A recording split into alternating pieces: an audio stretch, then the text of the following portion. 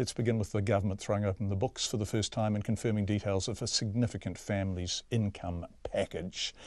They campaigned on it, of course. The Prime Minister says the package will mean the number of children living in poverty will be nearly halved, with 384,000 families getting more money each week. The package includes an extension to Working for Families and a boost to the accommodation supplement, a payment for young babies, as well as a winter payment for superannuitants and most beneficiaries. Our political editor, Jane Patterson, begins our coverage.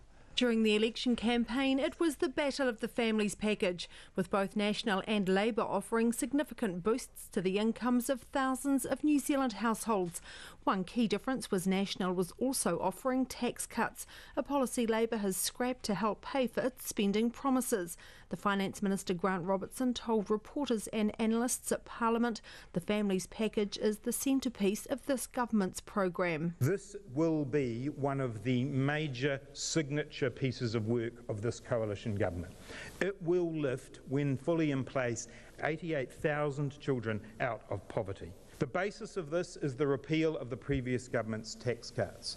That provided $8.8 billion worth of revenue. Over the next 4 years, the government has about $6.6 billion of unallocated spending to play with. The National Party leader Bill English says that's going to be very tight. No, it's not enough for the expectations they've created. They don't have any room to do more later. They've used it all up now. Grant Robertson says the government does have options, for example in the event of a major disaster. We've got a commitment to run a sustainable surplus across the economic cycle, but it does have the same caveat that every government has, that if there is a big major natural disaster, then obviously we take that into account in terms of whether we can run a surplus or not.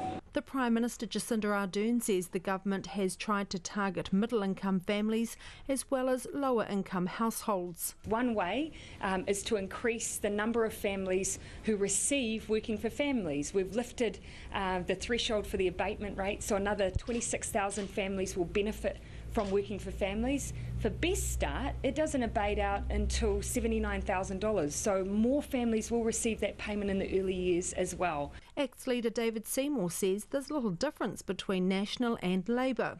I'd call it an extension of the National Party tax and spend approach. If you compare it to what National promised in their last budget, it's actually not massively different.